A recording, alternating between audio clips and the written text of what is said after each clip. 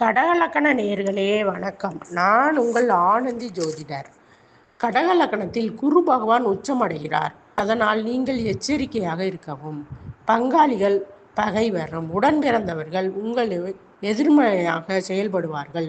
6ஆம் அதிபதி குரு உச்சம் பெறுவது அவ்வளவு நல்லதல்ல. 7ஆம் அதிபதி சனி 9இல் இருப்பதால் அவரை குரு பார்க்கிறார். பரம்பரை வியாதி வர வாய்ப்புள்ளது. ஒரு சிலருக்கு தகப்பன் வழியில் பழி பகை வரும்.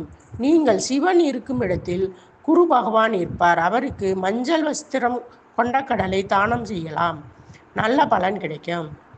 5 வாரங்களுக்கு கடகத்தில் ராகு கேது தொல்லை தருவார். அவர்கள் எப்போதும் தீமையைத்தான் செய்வார்கள். சந்திரன் ஆதிக்கத்தில் பிறந்த நீங்கள் எப்போதும் சாமி வழிபாடு செய்வீர்கள். மேலோட்டமாக ஆழ்ந்து சிந்திக்க மாட்டீர்கள். தாய் கிரகமாக வரும் சந்திரன் நிலை தடுமாறும் நேரத்தில் குரு வழிபாடு கை கொடுக்கும்.